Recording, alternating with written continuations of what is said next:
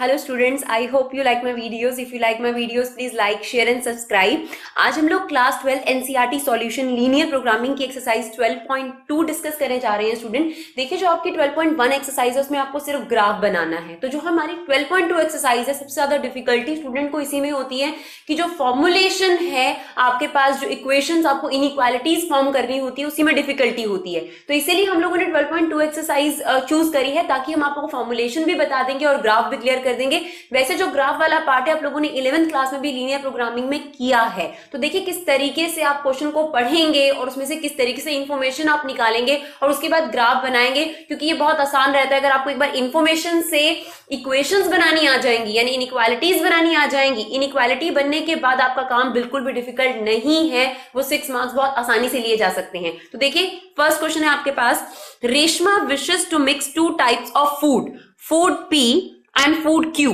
Underline that thing जो आपके लिए सबसे मेन है उसके अंदर. तो 2 तरीके के फूड हैं, food P and Q, in such a way that vitamin content of mixture contain at least 8 unit of vitamin A.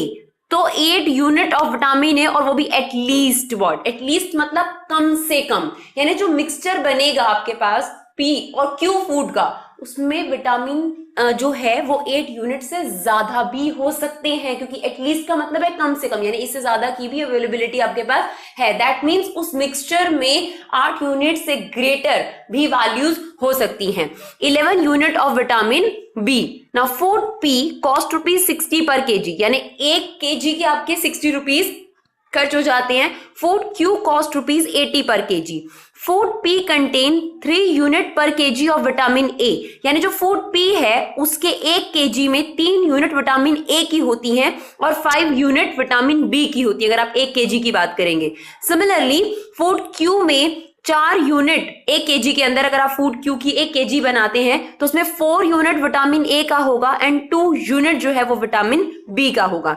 Determine the minimum cost of the mixture. इसका मतलब आपसे क्वेश्चन पूछा जा रहा है कि प्रोडक्ट P की कितनी क्वांटिटी ली जाए, प्रोडक्ट Q की कितनी क्वांटिटी ली जाए, ताकि आपका खर्चा भी कम से कम पड़े और आपके पास जो कंस्ट्रेंट्स हैं, जो लिमिटेशंस गिवन हैं, जैसे कि आपको विटामिन A और विटामिन B में लिमिटेशंस गिवन है, उनका ध्यान रखते हुए आपके पास कॉस्ट भी मिनिमाइज हो जाए. तो देखिए जो मेन पर्पस है इन क्वेश्चंस के पीछे वो ये है कि आपका कुछ ना कुछ ऑब्जेक्टिव जरूर होता है. चाहे तो आप प्रॉफिट को मैक्सिमाइज करना चाहेंगे या कॉस्ट को आप मिनिमाइज करना चाहेंगे. इनडायरेक्टली दोनों जो ऑब्जेक्टिव है वो इनडायरेक्टली रिलेटेड है, क्योंकि अगर आप कॉस्ट को मिनिमाइज करेंगे तो आपके पास प्रॉफिटेबिलिटी के चांसेस जो है वो बढ़ जाते हैं. कुछ भी ऑब्जेक्टिव हो सकता है. कभी क्वेश्चंस में ये भी गिवन होता है कि आप नंबर ऑफ बैट्स, और जो है अगर आप क्रिकेट बैट्स और टेनिस बैट्स अगर प्रोड्यूस कर रहे हैं तो उसे आपने क्या करना है, मैक्सिमाइज करना है. तो किसी भी तरीके की आपके पास, ये नंबर ऑफ सीट्स हैं, फॉर एग्जांपल एरोप्लेन में एग्जीक्यूटिव सीट्स हैं और इकोनॉमी क्लास सीट्स हैं, तो उन सीट्स को आपने ज्यादा से ज्यादा मैक्सिमाइज करना है, ज्यादा से ज्यादा सेल करना है. तो किसी भी तरीके का आपका ऑब्जेक्टिव हो सकता है, बट वो ऑब्जेक्टिव तभी फुलफिल होगा जो आपको जो कंस्ट्रेंट मेंशन है आप उन कंस्ट्रेंट का पूरे तरीके से ध्यान रखेंगे. देखिए जैसे अगर आप एक मैन्युफैक्चरर हैं तो आपके पास कैपिटल अनलिमिटेड नहीं हो सकती, आपके पास मशीन आवर्स अनलिमिटेड नहीं हो सकते, लेबर आवर अनलिमिटेड नहीं हो सकते कि आप जितना चाहे उतने टाइम तक उन्हें प्रोड्यूस करा लें. अब आप अगर 2 कमोडिटी प्रोड्यूस करते हैं, फॉर एग्जाम्पल A कमोडिटी और B commodity, now you have to choose how to allocate labor time between them, how to allocate capital between them, ताकि आपके पास ज्यादा से ज्यादा यूनिट भी बनकर तैयार हो जाए और प्रॉफिट भी आपका मैक्सिमाइज हो जाए. तो क्या आपका ऑब्जेक्टिव है, वो ऑब्जेक्टिव तभी फुलफिल होगा जब आप अपने कंस्ट्रेंट्स को ध्यान देंगे. कंस्ट्रेंट मींस लिमिटेशंस, जो आपके पास लिमिट में है, जो आपके पास अनलिमिटेड नहीं है. जो रिसोर्सेस आपके पास होते हैं that is always limited. Okay, तो देखिए कि जो इन्फॉर्मेशन गिवन थी उसे हमने कुछ टैबुलर फॉर्म में प्रेजेंट करा. ऑलवेज आप प्रेजेंट कर पाए ऐसा पॉसिबल नहीं है. ऑलवेज तो देखिए कुछ भी नहीं होता, तो आप ट्राई जरूर करिए. अगर टेबल फॉर्म में प्रेजेंट हो जाएगा तो इन्फॉर्मेशन आपके पास इजीली क्लियर हो जाएगी. तो देखिए आपको कॉस्ट गिवन थी, सबसे पहले हमने P फूड और Q फूड लिख दिया था. अब P फूड के अंदर भी 2 चीजें थी, विटामिन A, विटामिन B. तो आपने P और Q हॉरिजॉन्टल लिखा तो वर्टिकली आप विटामिन A विटामिन B लिख दीजिए. ऐसा कोई कंपल्शन नहीं है कि हम P Q यहां नहीं लिख सकते थे. अगर आपने P Q यहां लिखा होता तो हम विटामिन A विटामिन B यहां लिखते. तो P और Q फिर विटामिन A विटामिन B, क्योंकि P के अंदर भी विटामिन A विटामिन B है और Q के अंदर भी विटामिन A विटामिन B है. अब आपको क्लियर था कि आपके पास जो पी है, फूड पी है, that is contain 3 unit of vitamin A and 5 unit of vitamin B, and Q में आपको क्लियर था 4 unit of vitamin A and 2 unit of vitamin B, और ये भी क्लियर था कि विटामिन ए एटलीस्ट 8 होना चाहिए, यानी इससे ज्यादा आपके पास हो सकता है विटामिन ए की अगर बात करी जाए, क्योंकि एटलीस्ट का मतलब होता है कम से कम। ऐसे ही आपके पास विटामिन बी की भी लिमिटेशन गिवन थी कि 11 यूनिट से आपके पास ये ज्यादा हो सकता है। पी प्रोडक्ट जो आप मिक्स करने जा रहे हैं वो पर केजी 60 रुपीज का आता है, और क्यू जो है आपके पास प्रोडक्ट वो 80 रुपीज पर केजी है। तो इस इंफॉर्मेशन का इस्तेमाल करके कैसे फॉर्मुलेट करेंगे? सबसे पहले ये देखिए आपको फाइंड आउट क्या करना है। आपको विटामिन ए और विटामिन बी तो नहीं फाइंड आउट करना ना, आपको क्या फाइंड आउट करना है कि पी और क्यू का कैसे मिक्सचर करा जाए ताकि आपके पास क्या चीज हो, आपकी कॉस्ट मिनिमाइज हो। तो सबसे पहले हम लेट कर रहे हैं, let the quantity of product P be mixed, that is x kg, and let the quantity of q be mixed equal to y kg. Now you form objective function, और फिर हम constraint बनाएंगे। objective function क्या है आपका? z is symbolic form of objective function। Bracket में लिखिए कि आप अपने objective में क्या करना चाहते हैं, मिनिमाइज करना चाहते हैं, and we know that minimization is the cost। तो आपके पास अगर x kg अगर आप p मिक्स करते हैं और 1 kg के 60 रुपीज लगते हैं, तो फिर आपके पास x kg के कितने लगेंगे? 60x rupees. सिमिलरली अगर 1 kg के 80 रुपीज लगते हैं और आप इसकी y kg लेना चाहते हैं तो आपके कितने रुपए लग गए? 80y। तो this is your objective function. Now next, ये जो ऑब्जेक्टिव आप फुलफिल करना चाहते हैं ये विदाउट कंस्ट्रेंट किसी कीमत पे फुलफिल नहीं हो सकता। तो क्या कंस्ट्रेंट थे आपके पास? आपके पास कंस्ट्रेंट था कि विटामिन ए को आपने ज्यादा रख सकते हैं 8 यूनिट से। इसी तरीके से 11 जो है, जो आपके पास विटामिन बी है, ये आपके पास 11 यूनिट से ज्यादा रखिए उसके अंदर, कम से कम, मतलब इससे ज्यादा रखना है आपने, इससे कम नहीं रखना। ये उसने आपके ऊपर कंस्ट्रेंट डाल दिया कि अगर आप मिक्सचर करेंगे तो 8 यूनिट विटामिन ए उसमें उससे कम नहीं होना चाहिए, उससे ज्यादा ही होना चाहिए। तो देखिए क्या इक्वेशन बनी आपके पास। अगर यहां देखिए 1 केजी के अंदर, पी की 1 केजी के अंदर 3 यूनिट होती हैं आपके पास विटामिन ए की, पी में, क्यू में 1 केजी में 4 यूनिट होती हैं विटामिन ए की।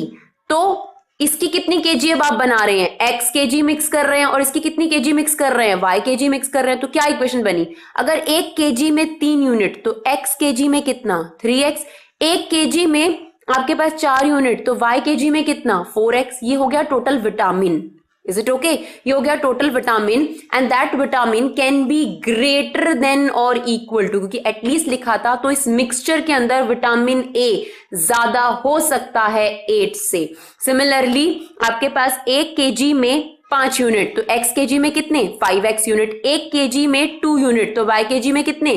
2 unit, 2y, that should be greater than 11 unit, यानी विटामिन ए भी इससे ज्यादा होना ही चाहिए।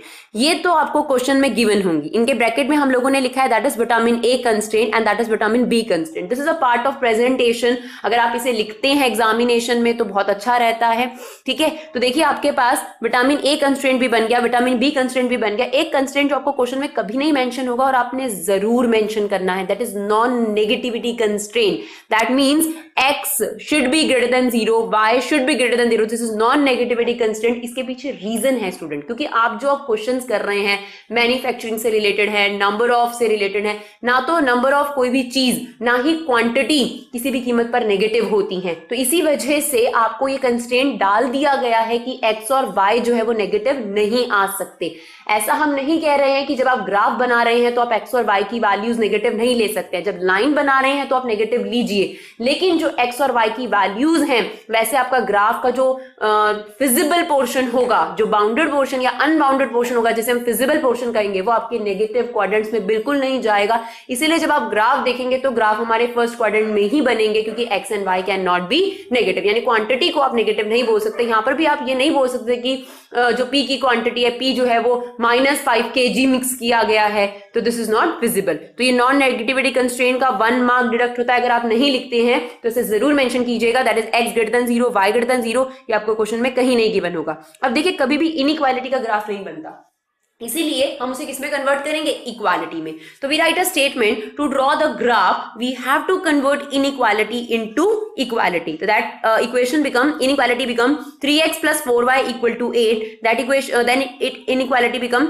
5x plus 2y equal to 11। तो देखिए आपके पास ये इनइक्वालिटी आ गई, इनइक्वालिटी इक्वालिटी में कन्वर्ट होगी, that is 3x plus 4y equal to 8, 5x plus 2y equal to 11। फिर आप इनके दो दो सॉल्यूशंस निकालेंगे, वैसे तो 3 निकालें तो बहुत अच्छी बात है, बट अगर आपके पास टाइम कम है तो आप 2 भी निकाल सकते हैं। बस ध्यान दीजिए कि जो हम 2 निकाल रहे हैं वो बहुत सही होने चाहिए, करेक्ट होने चाहिए। अगर करेक्ट है तो तीसरे की जरूरत आपको महसूस नहीं होगी। तो देखिए हम लोगों ने यहाँ पर x की वैल्यू 0 रखी तो y की वैल्यू 2 आ गई, x की वैल्यू 2 रखी तो y की वैल्यू आपके पास हाफ आ गई। सिमिलरली यहाँ x की वैल्यू अपने 1 रखी तो y की वैल्यू 3 आ गई, x की वैल्यू 2 तो y की वैल्यू आपके पास हाफ आ गई।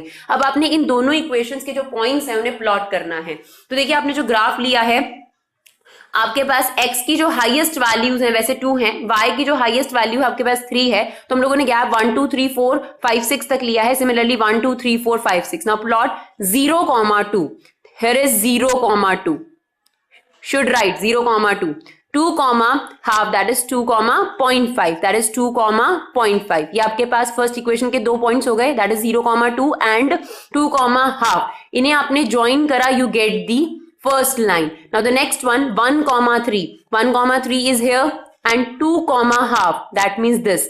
इन दोनों को ज्वाइन करके आपने लाइन ली, that is your second line. ये दोनों लाइन एक दूसरे को इंटरसेक्ट करती हुई जा रही हैं। इस इंटरसेक्शन पॉइंट को आपने निकालना है, जरूर निकालना है। और वो आप कैसे निकालेंगे, इन दोनों इक्वेशन में आप एलिमिनेशन मेथड लगा सकते हैं, सब्स्टिट्यूशन मेथड लगा सकते हैं। ये आप लोगों ने 10th क्लास में भी सीखा है, 11th क्लास में भी सीखा है। 10th क्लास में बेसिकली आपका इस चीज पर चैप्टर था कि लीनियर इक्वेशन इन 2 वेरिएबल को कैसे सॉल्व किया जाता है। तो आप एलिमिनेशन मेथड लगाएंगे स्टूडेंट, या सब्स्टिट्यूशन, जो आपको बेटर लगता है। और आप इस इंटरसेक्शन पॉइंट को फाइंड आउट करेंगे, जो कि अभी हमें क्लियर था क्योंकि आपको फाइंड करने की जरूरत नहीं थी।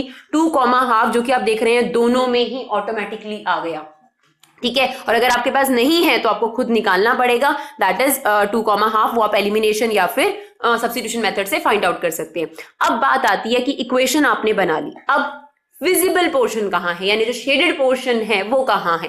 तो इसके लिए क्या करा जाता है स्टूडेंट, आप हर लाइन की इनइक्वालिटी को इस्तेमाल करेंगे। फर्स्ट ऑफ ऑल हम इस लाइन को लेते हैं, ये लाइन है आपके पास, और इस लाइन की इनइक्वालिटी थी 3x plus 4y greater than 8।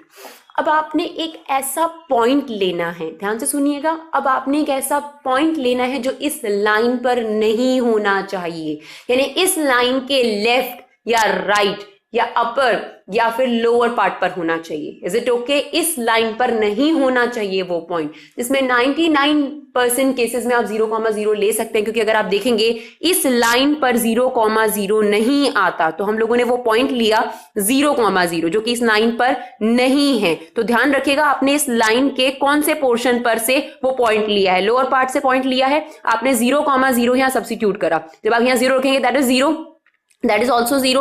now 0 is greater than 8। तो क्या ये सही बात है कि 0 8 से बड़ा होता है? नहीं, that is false। तो जैसे ही आपके पास false हो गया, जहां से आपने पॉइंट लिया था वो पोर्शन ऑटोमेटिकली कैंसिल आउट हो जाएगा, यानी ये पोर्शन पर शेडिंग किसी कीमत पर नहीं होगी, क्योंकि अब ये लाइन कहेगी कि आप ऊपर की साइड शेड कीजिए, क्योंकि फॉल्स हो गया। तो फॉल्स है तो जहां से पॉइंट लिया है अपोजिट साइड पर आपका शेडेड एरिया चला जाएगा। तो देखिए ये पोर्शन बिल्कुल कट गया आपका, कैंसिल। यहां पर अब आपका शेडेड पोर्शन नहीं आएगा, क्योंकि हमें कॉमन पोर्शन चाहिए, यानी जहां पर ये दोनों लाइनें बोलती हैं वहां जाना है आपने। अब सेकेंड लाइन की बात करते हैं, तो ये वाली लाइन, आपने इसके लिए भी एक ऐसा पॉइंट लेना है जो इस लाइन पर नहीं है।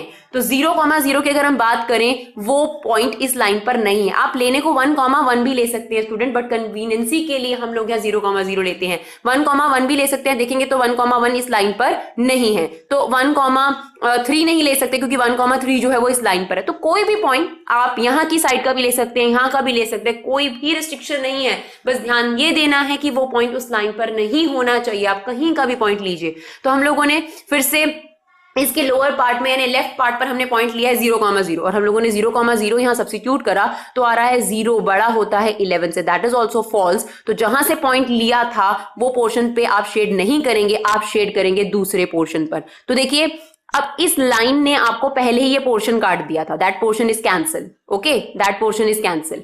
फिर जब ये लाइन आई तो इस लाइन ने अपने ऊपर का पोर्शन बोल दिया था, यानी राइट साइड का पोर्शन बोल दिया था। जैसे इसने राइट साइड बोला ये वाला पोर्शन आपका कैंसिल हो गया। ना कॉमन पोर्शन कौन सा होगा, ये तो हो ही नहीं सकता क्योंकि इस लाइन ने कहा है इससे अबव होना चाहिए। तो कॉमन पोर्शन क्या होगा स्टूडेंट, देखिए एक एरो इस साइड जा रहा है, ये वाला एरो और ये वाला एरो, यानी ये वाला पोर्शन भी कट चुका था, ये वाला पोर्शन भी कट चुका था। तो आपके पास जो शेडेड पोर्शन होगा that is this is your shaded portion and this portion is unbounded, यानी ये कहीं रुका नहीं, बाउंड नहीं हुआ। तो आप जितना मर्जी नहीं बनाएंगे, थोड़ा सा शेड करके आप छोड़ सकते हैं, that is unbounded feasible area.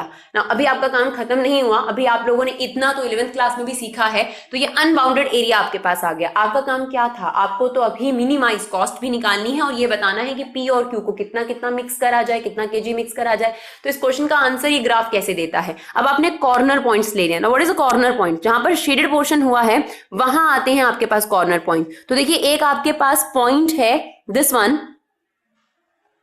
एक पॉइंट हो गया आपके पास this one and one point is this, is it okay, that is A, that is B and that is C point. Okay, A B सी।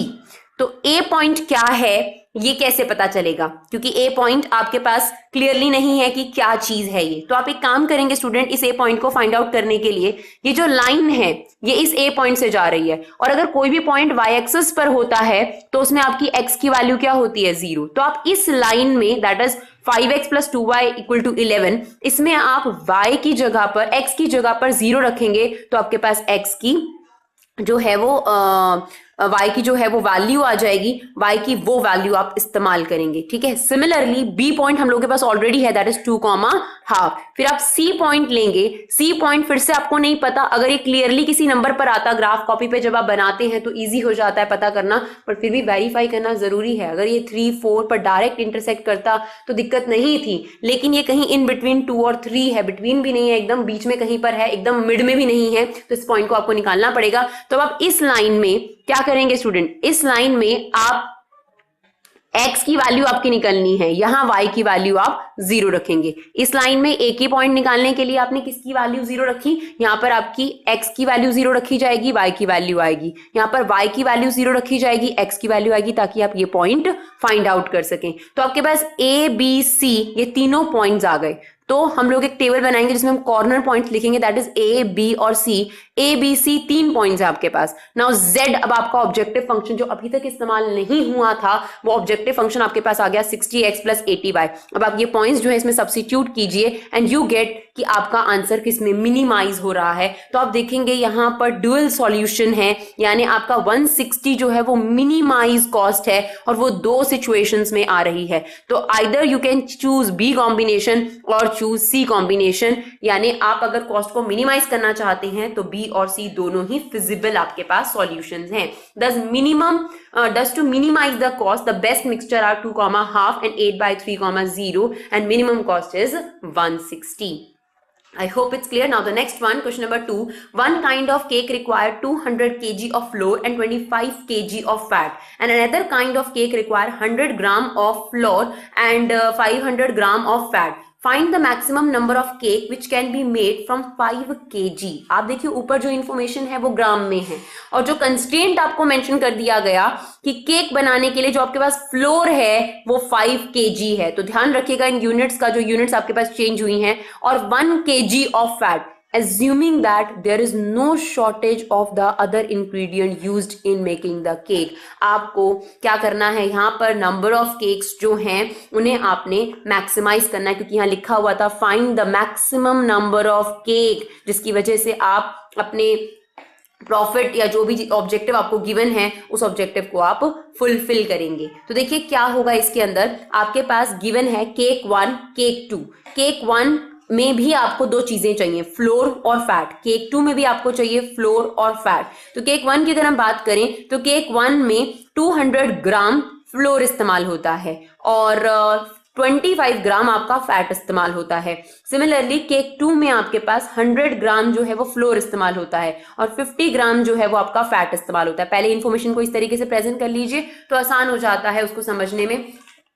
देखिए हम लोगों ने यहाँ लेट क्या करना है, जो चीज आपको फाइंड आउट करनी है, तो आपको क्या फाइंड आउट करना था कि नंबर ऑफ केक्स जो है वो कितने बनाए जाएं ताकि आपके पास नंबर ऑफ केक्स ही मैक्सिमाइज हो जाए। नंबर ऑफ केक्स कितने बनाए जाएं ताकि नंबर ऑफ केक ज्यादा से ज्यादा बन जाए, और हम जो ये फ्लोर कंस्ट्रेंट और फैट कंस्ट्रेंट है इसको भी ध्यान दे दें। तो क्वेश्चन में क्या मांगा गया, पहले तो ये बताओ कि एक्स केक जो है, जो फर्स्ट केक है वो कितना बनाया जाए, सेकंड केक है वो कितना बनाया जाए, ताकि केक भी ज्यादा से ज्यादा बन जाए और आपके पास जो फ्लोर पड़ा हुआ है और जो फैट पड़ा हुआ है उसकी जो लिमिटेशंस हैं उन्हें भी ध्यान रख लिया जाए। तो सबसे पहले हम लोगों ने क्या लेट करा, let number of cake 1 produce equal to x and number of cake 2 produce equal to Y. Now your objective function is clear कि आप इन नंबर ऑफ केक्स को ही मैक्सिमाइज करना चाहते हैं। तो देखिए ऑब्जेक्टिव फंक्शन क्या हो गया, z maximise x plus y, तो ये आपने मैक्सिमाइज करना है। नाउ सब्जेक्ट टू कंस्ट्रेंट, जब आपका ऑब्जेक्टिव हो गया तो सब्जेक्ट टू कंस्ट्रेंट क्या है, आपको गिवन था कि फ्लोर जो है वो 5 kg से ज्यादा आपके पास नहीं है। तो देखिए अगर आप कह रहे हैं कि ये आप x kg बनाएंगे या y kg बनाएंगे, तो 1 kg केक बनाने में अगर 200 ग्राम फ्लोर इस्तेमाल होता है तो x kg बनाने में कितना होगा, 200 इंटू एक्स।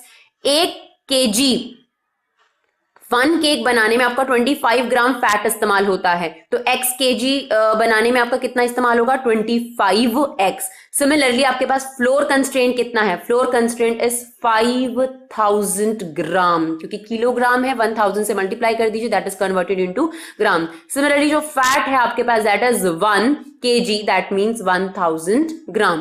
तो let it be x kg और y kg, हम लोग केक 1 बना रहे हैं। तो अगर आपके पास 1 kg फर्स्ट केक बनाने में 200 ग्राम फ्लोर इस्तेमाल हो जाता है, तो x kg बनाने में कितना होगा, 200x plus 1 kg second cake बनाने में आपका फ्लोर इस्तेमाल हो जाता है 100 ग्राम, तो y kg बनाने में कितना इस्तेमाल होगा, 100y, और दैट टोटल जो है कांट एक्सीड 5000 ग्राम, क्योंकि आपके पास इससे ज्यादा फ्लोर नहीं है। तो क्या इक्वेशन बनी, 200x plus 100y that should be less then, क्योंकि फ्लोर इससे ज्यादा आपके पास अवेलेबल नहीं है, तो ये जो मिक्सचर होना चाहिए इसके अंदर जो फ्लोर होना चाहिए that should be less than and equal to 5000, that is your floor constraint. Similarly अगर हम बात करें फैट की, तो 1 kg फर्स्ट केक बनाने में आपके पास 25 ग्राम, दिस इज फॉर पर केजी राइट, पर ग्राम केक जो बनाने में अगर आपके पास इतना फैट इस्तेमाल होता है तो x kg बनाने में कितना इस्तेमाल होगा, 25 ग्राम। सिमिलरली y kg बनाने में कितना इस्तेमाल होगा, 50 ग्राम। टोटल आपको कंस्ट्रेंट कितना दे रखा है फैट का, 1000 ग्राम। तो आपके पास क्या इक्वेशन बन गई, 200x plus 100y less than 5000 and 25x plus 50y less than 1000। Okay, एक कंस्ट्रेंट आप अपने आप से लिखेंगे, this is your floor constraint, this is your fat constraint. एक कंस्ट्रेंट आप अपने आप से लिखेंगे जो क्वेश्चन में मेंशन नहीं होगा, that is non negativity constraint, यानी x should be greater than 0 and y should be greater than 0। अब आपने ग्राफ बनाना है, तो ग्राफ बनाने के लिए you have to convert inequalities into equality, that's why we write a statement, to draw a graph we have to convert inequality into equality, that is 2x plus 100y equal to 5000, 25x plus 50y equal to 1000। Now अब देखिए, अब इनके solutions निकालेंगे, दो solutions निकाल लीजिए, 2x plus y equal to 50x plus 2y equal to 40। तो दो सॉल्यूशंस आप लोगों ने निकाल लिए। आई होप ये आप निकाल सकते हैं सॉल्यूशन किस तरीके से निकाले जाते हैं। तो दो सॉल्यूशंस आप लोगों ने निकाल लिए, इन्हें आपने प्लॉट किया 0,50, 0,50 आपके पास here is 0,50 and 25,0, that is 25,0। ये फर्स्ट लाइन आपके पास बनकर आ गई, that is 200x plus 100y equal to 5000।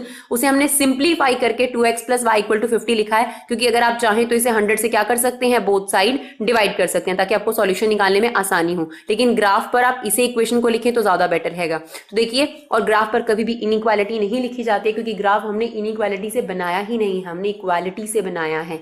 तो ये चीज कभी भी आपने ध्यान रखनी है कि कभी भी इनइक्वालिटी यहां पर नहीं लिखनी, दैट इज ऑलवेज इक्वालिटी। देखिए 200x plus 100y equal to 5000 की लाइन आपके पास बनकर तैयार है। नाउ द नेक्स्ट इज, जो आपके पास नेक्स्ट पॉइंट्स है 0,20 और 40,0। तो 0,20 देखिए यहां आ गया आपके पास 0,20 एंड 40,0, हियर इज 40,0। अब आपने इसे भी ज्वाइन करके लाइन बना ली। जैसे ही आपके पास लाइन बन जाती है, आपका काम है आपको ये इंटरसेक्शन पॉइंट निकालना है जहां पर ये दोनों लाइनें इंटरसेक्ट कर रही हैं। और वो आप कैसे निकालेंगे, इन दोनों इक्वेशंस में एलिमिनेशन मेथड लगा लीजिए या सब्स्टिट्यूशन मेथड लगा लीजिए, अपने आप आपके पास ये कॉमन इंटरसेक्शन पॉइंट निकल कर आ जाता है। क्योंकि जब आप दोनों लाइंस में एलिमिनेशन मेथड लगाते हैं तो आप बेसिकली कॉमन पॉइंट ही फाइंड आउट कर रहे होते हैं, यानी जहां पर ये दोनों लाइनें मीट करती हैं वो पॉइंट फाइंड आउट कर रहे होते हैं आप लोग।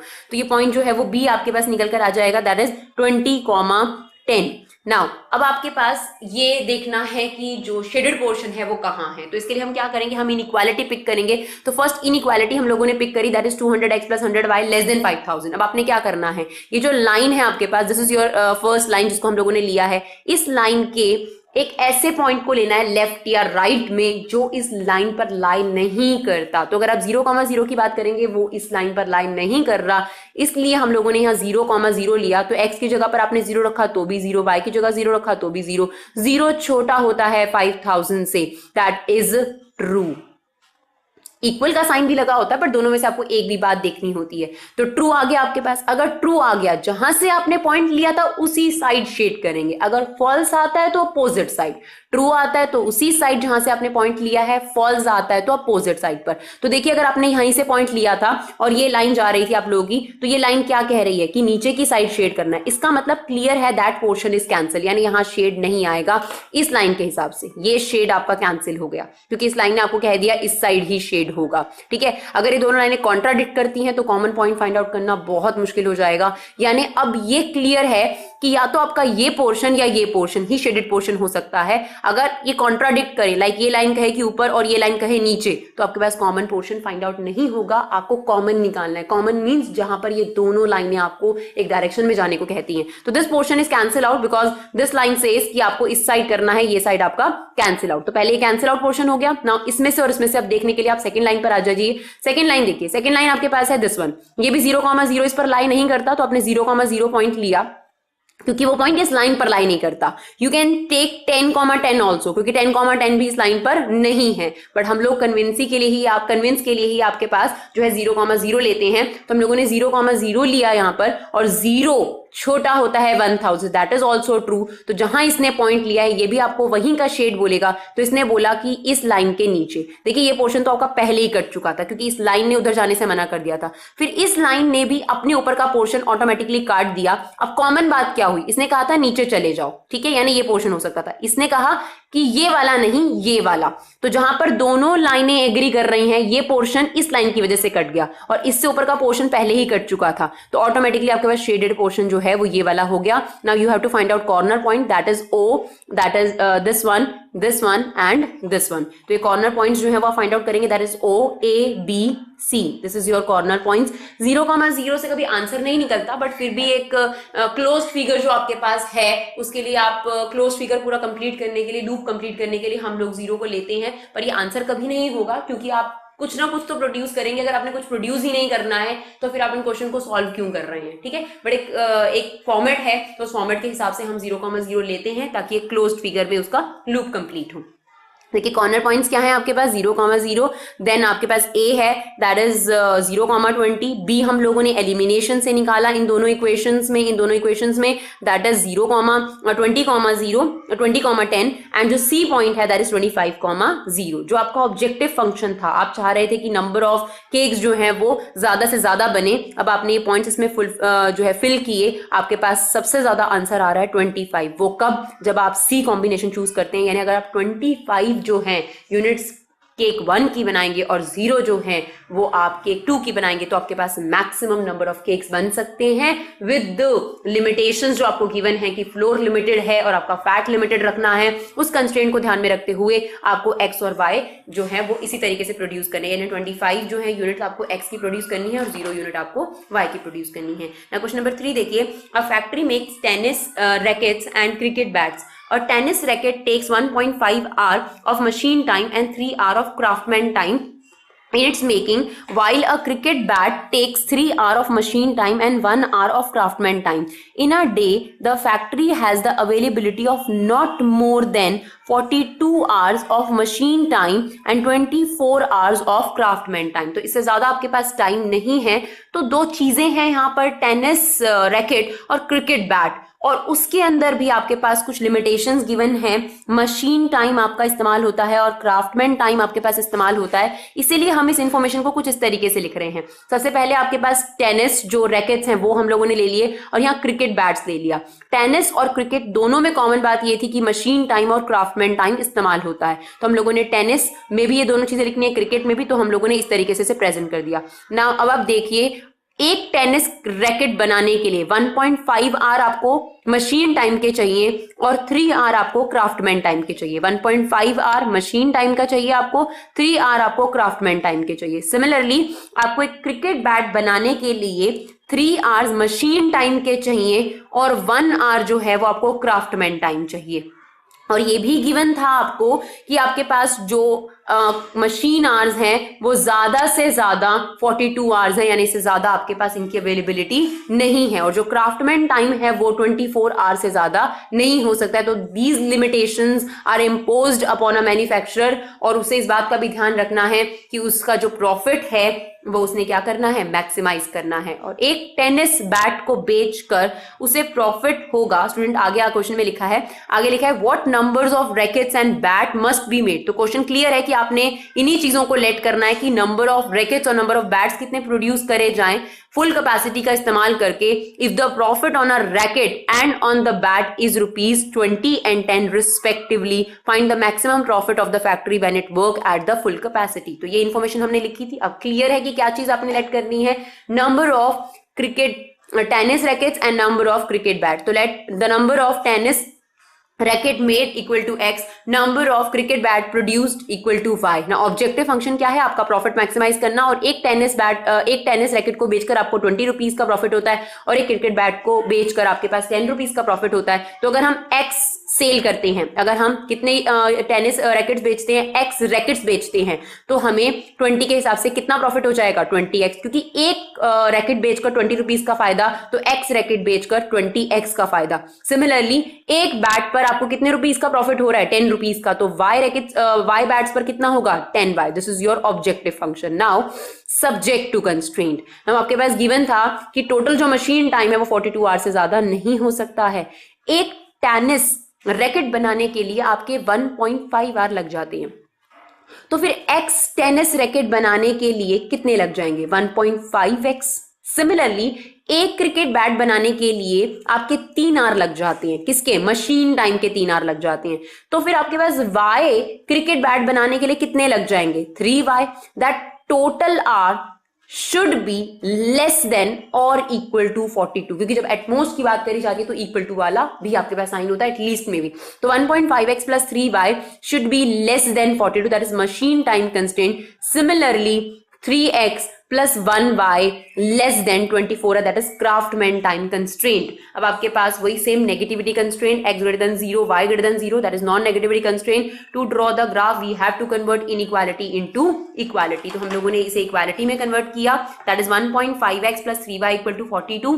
इसके 2 सॉल्यूशंस आप लोगों ने निकाले, सिमिलरली इसके 2 सॉल्यूशंस आप लोगों ने निकाले, उन्हें प्लॉट किया, 28,0 28,0 that is this point, 0,14 that is this point. हम लोगों ने ये लाइन बनाई, देन आपके पास 0,24 दिस पॉइंट लिखेंगे भी आप लोग, 8,0 दैट इज दिस पॉइंट। आप इस लाइन को ज्वाइन कर दीजिए, 2 लाइन आपके पास आ गई। फिर नेक्स्ट काम आपका क्या है, हमेशा इंटरसेक्शन पॉइंट आप लोग निकालेंगे। तो इन दोनों लाइन में एलिमिनेशन या सब्स्टिट्यूशन मेथड लगाकर आप ये इंटरसेक्शन पॉइंट निकाल सकते हैं, दैट इज 4,12। उसके बाद बात आती है कि आपका शेडेड पोर्शन कौन सा है, it can be this portion, it can be this portion, it can be this और इट कैन बी दिस। तो इसके लिए आप लोगों ने क्या किया, आप इनकी इनइक्वालिटी पिक करेंगे। तो आप लोगों ने इनइक्वालिटी पिक करी, that is 1.5x plus 3y less than 42। अब ये जो लाइन थी आपके पास, ये लाइन आपके पास दिस वन।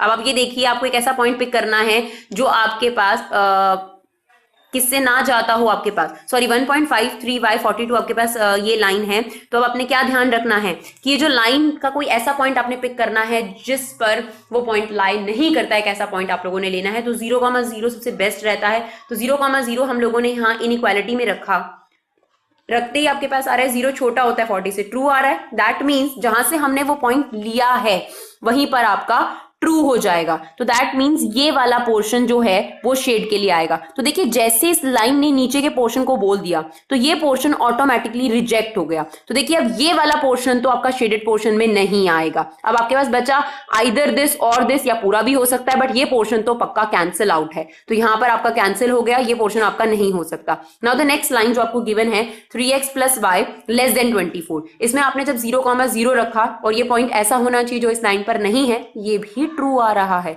तो फिर इस लाइन ने भी आपको बोला, अब देखिए पहले ये वाला पोर्शन आपका कैंसिल आउट हो चुका था, फिर अब इस लाइन की बारी आई। तो इस लाइन ने क्या कहा कि ये वाला पोर्शन, देखो ये तो सोचने वाली बात ही नहीं थी, तो पहले ही कट चुका था। अब इस लाइन का ये देखना था कि इस साइड शेड होगा या इस साइड शेड होगा, क्योंकि इसने ट्रू बोल दिया तो जहां का आपने पॉइंट पिक किया था उसी साइड ही आपके पास शेडिंग आएगी। दैट मीन्स कॉमन पोर्शन कौन सा हुआ, this is your common portion and corner points निकाल लीजिए, दैट 0, A, B और C।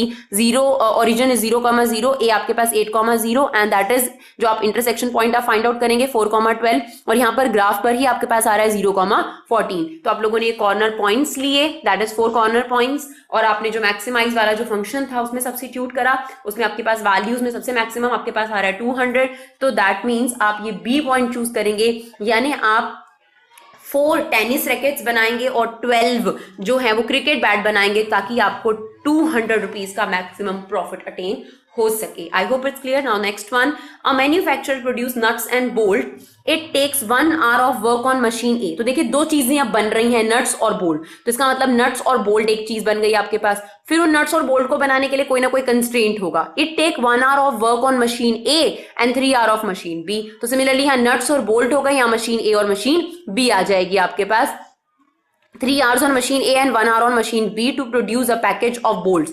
He earns a profit of rupees 17.50 per package of nuts and 7 rupees per package on bolts. How many package of each should be produced each day so as to maximize his profit if he operate his machine for at most 12 hours a day? This is your limitation कि उसको 12 घंटे से ज्यादा machine ए और machine B का इस्तेमाल नहीं करना है, बट वो चाहता है कि नट्स और बोल्ट ज्यादा से ज्यादा मैक्सिमाइज हो, मतलब ज्यादा से ज्यादा बन सके और उसका प्रॉफिट जो है वो मैक्सिमाइज हो सके। तो देखिए अब आपके पास हम लोगों ने लिखा नट्स और बोल्ट, दो आपके पास चीजें आपको बनानी है, और मशीन ए मशीन बी जो है उनको लेकर आपके पास लिमिटेशन रखी गई है। तो आपने क्वेश्चन रीड किया था, नट जो एक नट है उसको बनाने के लिए मशीन ए के 1 hour इस्तेमाल होते हैं और मशीन बी के 3 hour इस्तेमाल होते हैं। सिमिलरली एक बोल्ट को बनाने के लिए मशीन ए के 3 hour इस्तेमाल होते हैं और मशीन बी का 1 hour इस्तेमाल होता है। और अगर आप अपना नट और बोल्ट सेल करते हैं, ये आपका यहाँ नहीं, अगर आप नट और बोल्ट सेल करते हैं तो नट पर आपके 17.50 रुपीज पर बोल्ट प्रॉफिट है, पर रुपीज प्रॉफिट है, पर यूनिट जो है आपके पास प्रॉफिट है, और यहाँ पर आपका 7 रुपीज पर बोल्ट प्रॉफिट होगा। ठीक है, तो आपको लिमिटेशंस भी गिवन थी कि आपके पास जो टाइम है वो 12 घंटे से ज्यादा नहीं हो सकता है, यानी जो मशीन ए है वो आपके पास ज्यादा से ज्यादा कितने आवर्स आपको अवेलेबल करा सकती है, एट मोस्ट 12 आवर्स। सिमिलरली यहाँ पर भी आपके पास एट मोस्ट 12 आवर्स। नाउ आपको क्या लेट करना है, यहाँ पर let the number of package of nuts produce equal to x and number of package of bolt produce equal to Y. Now maximize function, एक नट को बेचकर आपको 17.50 का प्रॉफिट हो जाता है, तो एक्स नट को बेचकर कितना होगा, दैट इज यहां पर आप लिख दीजिए एक्स और ये वाई। तो एक नट को बेचने से अगर 17.50, तो एक्स नट को बेचने से 17.5x, एक बोल्ट को बेचने से 7 रुपीज का प्रॉफिट, तो वाई बोल्ट को बेचने से 7y का profit. This is your objective function जिसे हमने मैक्सिमाइज करना है। नाउ सब्जेक्ट टू कंस्ट्रेंट, एक नट को बनाने में 1 hour मशीन ए का लग जाता है, बोल्ट को बनाने में, एक बोल्ट को बनाने में 3 hour मशीन ए के लग जाते हैं। तो फिर एक्स नट को बनाने में कितने लगेंगे, XR plus 3YR and that R cannot be greater than, that means that should be less than 12. This is machine A constraint. Similarly 3x and 1y should be less than 12, machine B constraint. And the most important constraint, non-negativity constraint, that is x greater than 0 and y greater than 0, because x and y cannot be negative. अब आप inequality का graph नहीं बना सकते हैं, इसीलिए to draw the graph we have to convert inequalities into equality. दो solutions हम लोगों ने इनके निकाले, इसे प्लॉट किया सॉल्यूशन को, देन आपके पास ये जो लाइंस थी जहां इंटरसेक्ट कर रही थी वो इंटरसेक्शन पॉइंट आप लोगों ने जरूर फाइंड आउट करना है, ये आप लोगों के लिए जरूरी है। तो इंटरसेक्शन पॉइंट जरूर निकालेंगे आप लोग स्टूडेंट। देखिए उसके बाद आप लोग क्या करेंगे, ये जो लाइन थी आपके पास 0,4 0,4 that is 0,4 and that is 12,0, इससे आपके पास लाइन बन गई। देन 4,0 दैट इज 4,0 और 0,12 इससे आपके पास लाइन बन गई। अब आपने ये देखना है, जैसे कॉर्नर पॉइंट आप फाइंड आउट कर लेंगे, कॉर्नर पॉइंट फाइंड आउट करने के बाद आपका मेन काम ये होगा कि अब शेड कहाँ होगा। तो जो लाइन जा रही है, फर्स्ट लाइन आपके पास 3x plus x plus 3y equal to 12, तो हम लोगों ने इसकी इनइक्वालिटी पिक करी और एक ऐसा पॉइंट लिया जो इस लाइन पर नहीं है, दैट इज 0,0, और अगर हमने 0,0 रखा तो ये आपके पास ट्रू आ रहा है, यानी जहां से आपने पॉइंट लिया है वहीं पर ये शेड के लिए बोलेगा। दैट मींस ये जो लाइन है, ये क्योंकि 0,0 लिया था तो ये आपको इस साइड का शेड बोल रही है। देखिए स्टूडेंट, इसका मतलब ये वाला शेड आपका कैंसिल आउट हो गया है। तो देखिए या तो आपके पास ये पोर्शन हो सकता है या ये पोर्शन हो सकता है जिस पर शेड होना है, क्योंकि इस लाइन ने पहले ही आपको ये पोर्शन कैंसिल आउट कर दिया गया है, तो ये वाला पोर्शन आपका कैंसिल है। अब ये देखना है कि जो ये सेकंड लाइन है, ये नीचे की साइड शेड करने को आपको बोलती है या ऊपर की साइड शेड करने को बोलती है। तो इसलिए आप ये जो लाइन है इसका भी 0,0 आप ले सकते हैं। अगर आपने 0,0 लिया और उसके बाद आपने इसे रखा तो ये भी आपके पास ट्रू आ रहा है। दैट मीन्स कि आप जहां से पॉइंट ले रहे थे वहीं पर आपने शेड करना है, तो automatically this is your common portion. आप कॉर्नर पॉइंट्स निकालेंगे 0, A, B, C, उन कॉर्नर पॉइंट्स को जो आपका पास Z फंक्शन है उसमें रखेंगे। आपका ऑब्जेक्टिव क्या है स्टूडेंट, इसमें आपका ऑब्जेक्टिव मैक्सिमाइज करना है, तो जहां पर भी आपके पास मैक्सिमम प्रॉफिट आ रहा है वो आपके पास x और y का कॉम्बिनेशन आप लोगों को चूज करना है। Now the next one, a factory manufacturer two types of screws A and B. Each type of screw require the use of two machine. तो इसका मतलब screw A और screw B आपके पास दो कमोडिटी हैं। Each type of screw require the use of two machines. एक automatic machine इस्तेमाल हो रही है और आपके पास एक हैंड ऑपरेटेड मशीन इस्तेमाल हो रही है। It take 4 minutes and automatic and 6 minutes on hand operated. तो अब देखिए आप A और B जो हैं दो स्क्रूज लिख लेंगे। पहले आप लोगों ने क्वेश्चन पूरा रीड करना है, उसके बाद ये टेबल बनाना है, ठीक है। तो अब देखिए आपके पास A और B दो स्क्रूज हैं और दो मशीन्स इसमें इस्तेमाल होंगी, ऑटोमेटिक मशीन और हैंड ऑपरेटेड मशीन। तो इसने गिवन दिया था आपको 2 machine, automatic and hand operated machine. It takes 4 minute on automatic and 6 minute on hand operated machine to manufacture a package of screw A. तो आपके पास 4 मिनट जो है वो ऑटोमेटिक मशीन के लगते हैं, 6 मिनट हैंड ऑपरेटेड मशीन के लगते हैं ताकि आपका एक स्क्रू बन जाए, ठीक है। इसी तरीके से it takes 3 minutes on hand operated. तो ध्यान रखिए कई बार स्टेटमेंट में आगे पीछे कर देते हैं, बच्चों को ऐसी आदत होती है कि अगर आपके पास ऑटोमेटिक लिखा है तो पहले वो ऑटोमेटिक का ही देगा। ये आपका जो बुक का क्वेश्चन है इसमें सही तरीके से लिखा है, हम लोगों ने इसको थोड़ा सा उल्टा कर दिया ताकि आप थोड़ा सा ध्यान दे जब क्वेश्चन आप रीड करते हैं। तो देखिए while it takes 3 minute on hand operated and 6 minute on automatic. तो पहले आपके पास हैंड ऑपरेटेड का दे दिया हम लोगों ने, फिर आपको ऑटोमेटिक का दिया है, तो गलती से 3-6 मत लिख दीजिएगा, 3 मिनट ऑन हैंड ऑपरेटेड। तो 3 minute on hand operated and 6 minute जो है आप लोगों के पास वो ऑटोमेटिक मशीन में लगते हैं ताकि आपका एक स्क्रू बी का बन जाए। और आपको क्लियर है each machine is available at most 4 hours, यानी जो ऑटोमेटिक मशीन है that is also available for at most 4 hours और हैंड ऑपरेटेड मशीन है that is also available for at most 4 hour. अगर आप एक स्क्रू ए बेचते हैं तो आपको 7 रुपीज का प्रॉफिट होता है और अगर आप स्क्रू बी बेचते हैं तो आपको 10 रुपीज का प्रॉफिट होता है। The producers get profit of ₹7 on screw A and 10 rupees on screw B. How many package of each type should the factory owner produce in a day to maximize the profit. तो आपको अपना objective भी clear है कि आपको अपना profit जो है वो मैक्सिमाइज करना है। तो सबसे पहले हम लोग को क्या लेट करेंगे, लेट की नंबर ऑफ स्क्रू जो है वो एक्स प्रोड्यूस करे गए हैं और जो आपके पास स्क्रू बी है वो वाई प्रोड्यूस करे गए हैं। और आपका ऑब्जेक्टिव फंक्शन क्या बन जाएगा स्टूडेंट, कि अगर आपको 1 यूनिट बेचकर 7 रुपीज का प्रॉफिट हो रहा है तो x यूनिट बेचकर कितना होगा 7x। 1 यूनिट बेचकर बी की 1 यूनिट बेचकर आपको 10 रुपीज का प्रॉफिट हो रहा है तो y यूनिट बेचकर आपको कितना होगा 10y। तो this is 7x plus 10y, this is your objective function, maximize करना है। सब्जेक्ट टू कंस्ट्रेंट्स क्या है, अब ध्यान देने वाली बात क्या थी कि जो इन्फॉर्मेशन आपको गिवन थी यहां मिनट में गिवन थी और यहां पर जो कंस्ट्रेंट गिवन था वो आर में गिवन था। तो ऐसा नहीं हो सकता कि जो आपके पास ये इन्फॉर्मेशन है इसका इक्वल टू जो हो सकता है वो यहाँ पे आप मिनट ले रहे हैं और वहां पे आर हो सकता है। तो कंस्ट्रेंट अगर आप लिखते हैं टोटल, यानी केजी में ग्राम नहीं ऐड होता, केजी में केजी ही ऐड होगा और रिजल्टेंट भी केजी में ही आपको मिलेगा। तो अगर आप यहाँ मिनट और मिनट ऐड करेंगे तो जो रिजल्टेंट होगा वो भी मिनट में ही होना चाहिए। तो 4 आवर मींस आपके 24 मिनट्स की कंस्ट्रेंट इसके अंदर गिवन है। तो आपके पास इक्वेशन क्या बन गई 4x, क्योंकि एक स्क्रू को बनाने में अगर 4 मिनट लगते हैं ऑटोमेटिक के तो x स्क्रू बनाने में कितने लगेंगे 4x बन गए आपके पास। एक यूनिट b की बनाने में अगर आपके पास 6 आवर्स लग जाते हैं तो y यूनिट बनाने में कितने लगेंगे 6y and that information can not be greater than 240 minute that is given. Similarly 6x plus 3y should be less then, क्योंकि एटमोस्ट का मतलब होता है ज्यादा से ज्यादा, यानी ये आंसर जो है ये 240 से ज्यादा नहीं हो सकता आपके पास, इस टाइम को आप इससे ज्यादा नहीं यूटिलाइज कर सकते। Now non negativity constraint x greater than 0 and y greater than 0, that is most important constraint. उसके बाद आप क्या करेंगे स्टूडेंट, आपको पता है कि हम इनइक्वालिटी का ग्राफ नहीं बनाते हैं, तो हम लोग क्या लिखेंगे, to draw the graph we have to convert inequality into equality. आप ये दोनों इक्वेशंस पिक करेंगे, इन्हें हम थोड़ा सिंप्लीफाई कर सकते हैं, इसलिए हम लोगों ने इन्हें सिंप्लीफाई करा। Then we find the two solution of each equation, और उसे आपने प्लॉट करके ग्राफ बनाया। जैसे ही आपने ग्राफ बनाया, कोई इंटरसेक्शन पॉइंट अगर आपके पास आ रहा है, आपका काम है एलिमिनेशन मेथड या सब्स्टिट्यूशन मेथड लगाकर ये इंटरसेक्शन पॉइंट आप फाइंड आउट करेंगे। और इक्वेशंस में, नॉट इनइक्वालिटी, इन दोनों में आप एलिमिनेशन मेथड लगाइए या सब्स्टिट्यूशन मेथड लगाइए and get the intersection point. उसके बाद बात आती है कि शेड कहां होगा। तो देखिए जो आपके पास इनइक्वालिटीज गिवन है उसमें से हम लोगों ने फर्स्ट लाइन की inequality that is 4x plus 6y less than 240, तो जो लाइन है ये आपके पास ये वाली बन रही है, तो ये 0,0 से तो नहीं जा रही ना, तो आप 0,0 इस लाइन में ले सकते हैं। आप लेने को कोई और भी पॉइंट ले सकते हैं, कोई दिक्कत नहीं है। 20,20 भी इस लाइन पर नहीं है, और इवन इस साइड का भी पॉइंट ले सकते हैं, 70,70 भी इस लाइन पर नहीं है, बट हम लोग ले रहे हैं 0,0। तो आपकी जो फर्स्ट लाइन है that is 4x plus 6y, ये लाइन आपके पास है। आप लोगों ने जब ये पॉइंट 0,0 लिया तो ये ट्रू आ गया, और अगर ट्रू आता है तो जहां से आपने पॉइंट लिया होता है वहीं शेड होता है,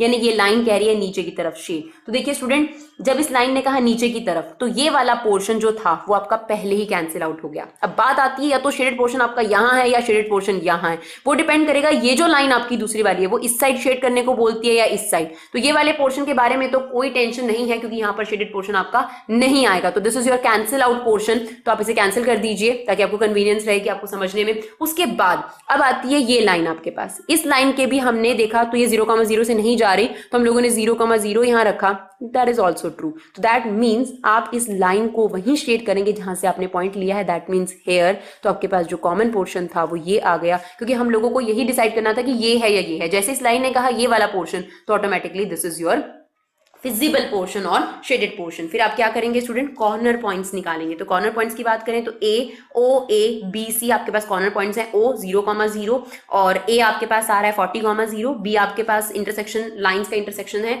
जो कि आप एलिमिनेशन मेथड से निकालेंगे, दैट इज 30,20, और जो सी है दैट इज 0,40। आपके पास ऑब्जेक्टिव फंक्शन ऑलरेडी बना हुआ है that is 7x plus 10y, उसमें आप सब्स्टिट्यूट करेंगे, आपको सबसे ज्यादा प्रॉफिट 410 रुपीज का इस कॉम्बिनेशन में हो रहा है। यानी आप 30 जो हैं वो स्क्रू ए बनाएंगे और 20 जो हैं वो स्क्रू बी बनाएंगे, ताकि आपका मैक्सिमम प्रॉफिट 410 रुपीज हो सके। Thank you so much guys.